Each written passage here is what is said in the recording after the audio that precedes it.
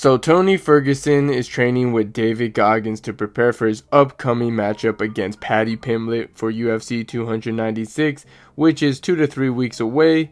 And guys, I think he's making a huge mistake. For people who don't know who David Goggins is, he is a marathon runner slash motivational speaker. He's known for those videos where he's pushing his body to his absolute limit, running a bunch of crazy miles, making the mind as strong as a rock, some man stuff. And I think this is actually quite concerning since Tony Ferguson's problem has never really been cardio or mental toughness. I mean, Tony usually refuses to tap. We've seen this countless times and his cardio was never really a problem. But to be fair, Tony training for a marathon instead of a fight is the most Tony thing I've ever seen. I just can't help to feel concerned for the guy. I mean, the dude's in a 6-fight losing streak. The dude's problem is that he's slowing down with all the ACL tears he had over the years, all the wars he's been through.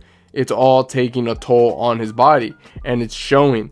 Tony's biggest problem is that every time he fights nowadays, his opponents can just ragdoll him on the ground. I mean, freaking Bobby Green out-grappled him and submitted him. Tony should be working on getting more strength and on his ground game. His striking isn't as effective as it used to be since he's not in his prime anymore. In fact, the dude is way out of his prime, and everyone says he has a chance to beat Paddy, but I don't know, man. When I see Tony training with David Goggins, it really hurts his chances in my eyes. I really feel like when Paddy and Tony meet in the octagon, Paddy is probably just gonna take him down and ragdoll him and submit him. As much as people like to clown on Paddy's stand-up since it looks pretty goofy, his grappling, on the other hand, is pretty good. He's also a big lightweight, and we've seen him submit people in the UFC countless times. And lately, we've all seen Tony just been getting ragdoll every single time the fight hits the mat. Now, don't get me wrong, it's still possible for Tony to win. Like, it would not surprise me if he catches Paddy and finishes him. But in the same time, like I said, Tony's grappling defense is non-existent at this point. The UFC's just sacrificing Tony and milking his name. That's why they put him against Paddy, and most likely Paddy's gonna finish Tony Ferguson, and Tony is gonna be on a 7-fight losing streak. Paddy is younger, hungrier, and he has a chip on his shoulder since the Jared Gordon fight. He's got a great chin, he's super aggressive.